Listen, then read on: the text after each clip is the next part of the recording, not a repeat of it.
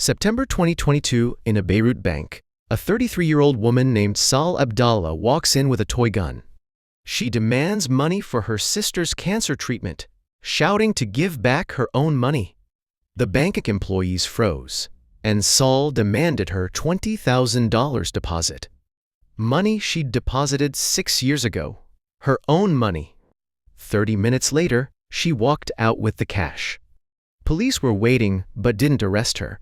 They were in the same situation.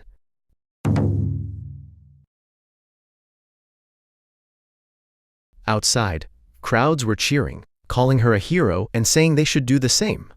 Lebanon had become a country where bank robbers became heroes. How the hell did it come to this? The story begins 3 years earlier, with just 20 cents. October 17, 2019, 6 p.m., the Lebanese government makes an announcement. A 20-cent daily tax on WhatsApp voice calls. 8 p.m., tires start burning in downtown Beirut. 10 p.m., tens of thousands pour into the streets shouting, "Thieves!" and all the same thieves. By midnight, all major roads in Beirut were blocked, and Christians and Muslims joined hands chanting together. 72 hours later, the prime minister resigned, but the protests didn't stop. People knew this wasn't about WhatsApp. Why WhatsApp of all things? Lebanon had some of the world's highest phone rates. 2 telecom companies monopolized the industry, deeply connected to politicians. Making regular phone calls in Lebanon was absurdly expensive, and international calls were even worse. So Lebanese people started using free WhatsApp calls instead of expensive phone calls. To stay in touch with family and friends, for work, they made every call on WhatsApp. There was an especially important reason. 12 million Lebanese scattered around the world, more than the population back home. Their remittances were propping up Lebanon's economy, and WhatsApp was the lifeline connecting them. The government taxing WhatsApp was like telling people this. You're using WhatsApp to escape expensive phone rates? We'll extract taxes from there too. But the real problem was something else. Things had been strange since that summer. When people tried to withdraw dollars from banks, they heard strange things. No cash today. You can only withdraw up to $500. In September, wildfires broke out, but not a single firefighting helicopter worked because the government hadn't maintained them. By early October, even government employee salaries were delayed. The government had run out of money. The WhatsApp tax was their desperate solution. People knew where these 20 cents would go. Into corrupt politicians' pockets, into jobs for their relatives, into companies they operated. People who'd been deceived and betrayed for 30 years, no more. The WhatsApp tax was just the last match. The gasoline had already been piling up. 1990, when the 15-year civil war ended, Lebanon was in ruins. Beirut had only building skeletons remaining. Then a savior appeared, Rafik Hariri, a construction tycoon who'd made billions in Saudi Arabia. He promised to make Beirut the Paris of the Middle East again. Reconstruction began. Gleaming high-rises, 5-star hotels, luxury shopping districts. On the surface, it looked perfect. But all of it was debt. National debt exceeded 150% of GDP. But here's the strange thing. How did it survive for nearly 30 years? Normally, it should have collapsed long ago. The secret lay with one man, Riyad Salameh, central bank governor since 1993. He was called a genius. Best central bank governor in the Middle East for 11 years running, the international financial community showered him with praise. Here's how his magic worked. Lebanese banks offered incredible interest rates, 8 to 15% annually on dollar deposits, when U.S. rates were 2 to 3%.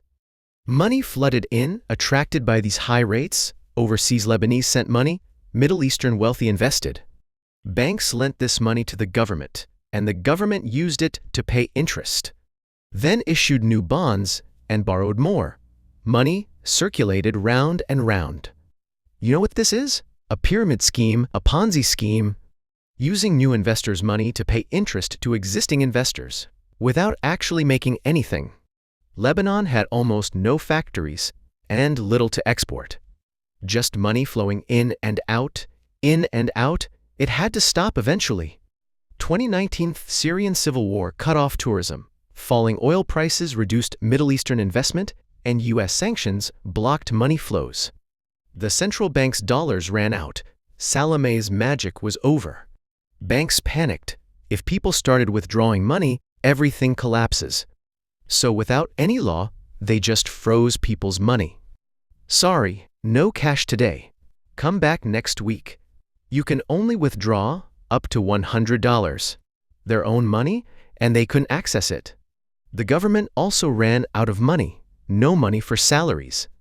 That's how the WhatsApp tax came about. Politicians thought, it's just 20 cents. They didn't know how much gasoline had accumulated over 30 years. But why did it get this bad? Why was Lebanon so corrupt? The real cause was something else: religion. Lebanon has 18 religious groups, and they've divided power since 1943. President must be Christian, Prime Minister Sunni, Speaker of Parliament Shia. Sounds fair, right? In reality, it was poison. Each sectarian leader gave jobs only to their own people. Competence? Didn't matter. Religion and connections were everything. Look at the power company. A few Christians, a few Sunnis, a few Shias. That's how they filled it. The result?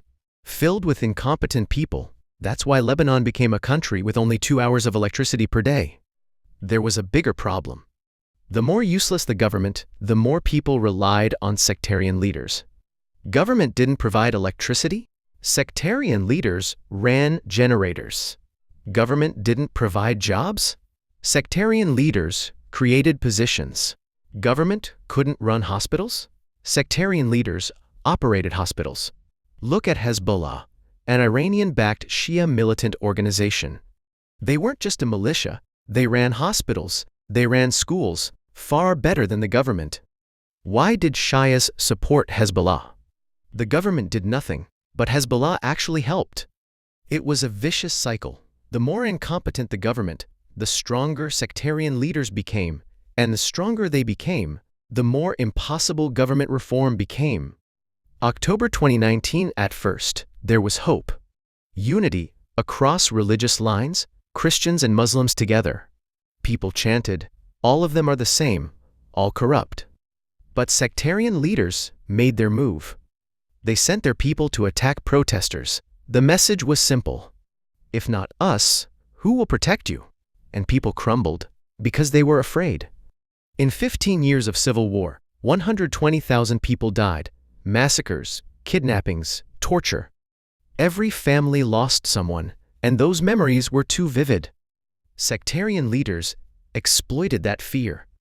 People knew that sectarianism was destroying them, but they couldn't break free, like an addiction. The price came. March 2020, the Lebanese government officially declares it can't repay its debts. First time in history. From then on, free fall. Currency value plummeted. $1 went from £1,500 to £90,000. 98% evaporated. People started raiding banks with real guns. Salah Abdallah had a toy gun, but others had real ones. Dozens of incidents in 2022 alone. Neither police nor military stopped them. They were in the same situation. Bread prices jumped tenfold in months. Gasoline couldn't even be found. Hospitals ran out of medicine. Diabetics without insulin, cancer patients without chemotherapy, doctors performing surgery without anesthesia. And August 4, the 750th of February 20 tons of explosives detonated at Beirut's port. Over 200 dead, 300,000 lost their homes. Those explosives had been there for 6 years. The government knew but did nothing, too busy passing the buck. 3 years have passed, but no one has been punished.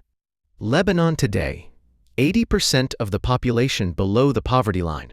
500,000 people left the country. Doctors, engineers, teachers. Those who remain dig through trash looking for food. Children suffer from malnutrition, and suicide rates have soared. The World Bank said it's the worst economic crisis since 1850. Not war, not an earthquake, A purely man-made catastrophe. The WhatsApp tax was just the beginning. 30 years of accumulation, corruption, lies, sectarian division, fraud. Rotting beneath the surface, and 20 cents just pierced that surface. 20 cents didn't bring down the country. The country was already collapsing. It just could no longer be hidden. The French Revolution started with bread prices. Tunisia's revolution started with one street vendor's self-immolation, and Lebanon's revolution started with a WhatsApp tax. Small things accumulate and pile up. Then, one day they explode, and by then, it's already too late. Is your country okay? Who is your country's Salome? What is your country's WhatsApp tax? Collapse seems to come suddenly, but it's actually the result of long accumulation. There's good news, there's still time. In Lebanon's 2022 election, independent candidates won 13 seats. It was 0 before. Slowly, very slowly, but change is happening. Hope isn't dead if we learn the lessons.